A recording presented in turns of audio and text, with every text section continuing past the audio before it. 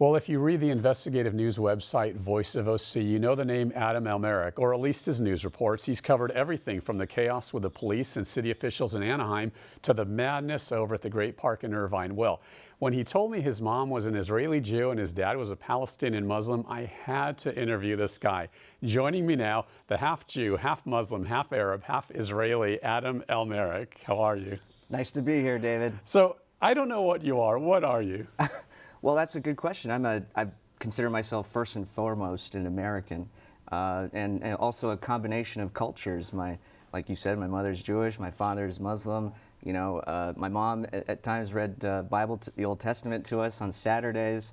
You know, we went to the mosque on Sundays. So I feel like I'm a true combination of cultures. But as I waded through that complex identity fog, I guess you could call it, I really found solace in the idea that we're all created equal, that idea that we were taught in school as part of the Declaration of Independence that really was a beacon of light.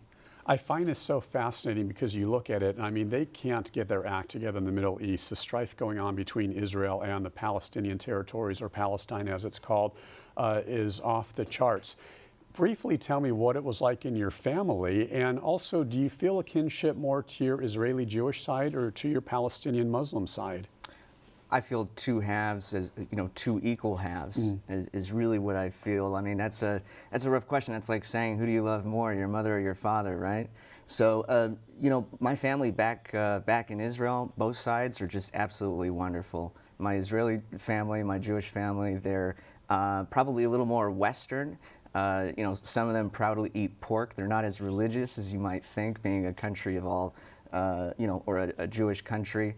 My Palestinian family is a little more traditional. There's been kind of an Islamic revival in the Palestinian territories and even amongst some of the Israeli Arabs. When you see the news going on of all the fighting going on in the West Bank, Gaza, Israel with the new settlements, are there arguments in your home? Do you folks look at it objectively? Do you appreciate both sides? How does that dynamic play out?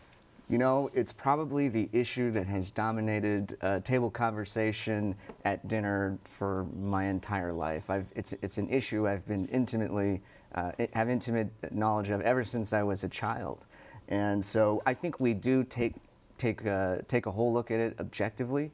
I feel like my father, having married a Jewish person, is somebody who looks at the situation objectively, who looks at people on an individual level, that this is somebody, you know, I can fall in love with. This is somebody I can be friends with, and my mother looks at it as the same way. When your parents got married some 30 years ago, did the Palestinian side say, why are you marrying a Jew? Did the Jewish side say, why are you marrying a Muslim? I mean, was there any kind of strife with that? That's a good question. I think that there probably was, and from what I have heard, there may have been a little strife. That is the kind of question I'm saving actually for a journalism project I have in my own grand plans for my career. So I'll be exploring that question at some point in the future. The reason why I find it so interesting to speak with you, and I could talk to you for days because I find the whole Middle Eastern situation fascinating. If you can coexist in your house and your mom and dad are so happily married after all these years, what is going on in the Middle East? In the 90s, we saw Clinton with Yasser Arafat and Yitzhak Rabin. We've seen Joe Biden. Now we see John Kerry with Bibi Netanyahu, yet nothing is getting done. How do you see the situation in the Middle East? I feel that we've really been debating the wrong question, and that is the fundamental problem plaguing the Israeli-Palestine issue. I feel that the question is not a two-state solution, but really this is one state, it's one country, two peoples live there, and both peoples should have equal rights and equal citizenship under the law. Yet when there is so much hatred, there is so much division between the Palestinians and the Israelis, and a lot of it has to do with the governments, a lot of the people and the populace, they integrate and they assimilate very well. But when you have this built-in hatred, how are you going to coexist in one country when the Israelis are so fearful for their lives and the Palestinians are in an uproar over the fact that they feel the government is just bombarding them? Yeah. Well, look, this is an issue that has spanned generations. I mean, the Jewish immigration to Israel began in the late 19th century. So this is not a problem that's going to go away with this generation or maybe even the next. But I feel that over generations, people change, attitudes change, and that's probably what's going to happen in the Israel-Palestine area. I mean, that's people are going to change. A transformative figure might come along and say, we need to get along. We're equal people here. We should all be treating each other with kindness and compassion, and we should all have equal rights. What, though, is going to be the motivation to get something done? I mean, I hate to say it because when I was younger, I always believed there would be peace in the Middle East. Nothing would make me happier than to see Israelis feel safe, Palestinians have a place to live, and the two sides coexist. I believe it's going to be Armageddon and a third world war there just because of the hatred and the divisiveness. What is going to be the motivating factor to get peace going? Well, I have personal experience to the contrary. I mean, look at my parents. I mean, they not only managed to get along, but build a house together, build a family together, a whole life. So to say and to generalize that the Palestinians and the Jews forever are going to hate each other, I think it's a lack of faith in the spirit of these people. And so I think that over the generations, you're going to see attitudes change. A compromise can be had. There can be security for the Jews in that country. There can be, a security pact, something that gives them the promise of a Zionist state. That's important then, compromise. What compromise do you see needs to be done on the Israeli side with, let's say, Benjamin Netanyahu? What compromise needs to be done on the Palestinian side with, say, Mahmoud Abbas? Well, first, I think we really need to change the question at hand. The question at hand, the two-state idea, I just don't think it's going to work. You've got hundreds of thousands of Jews living in the West Bank, a disputed territory that's supposed to be the subject of trade in a peace negotiation. Obviously, what are you going to do with those people? A whole population transfer?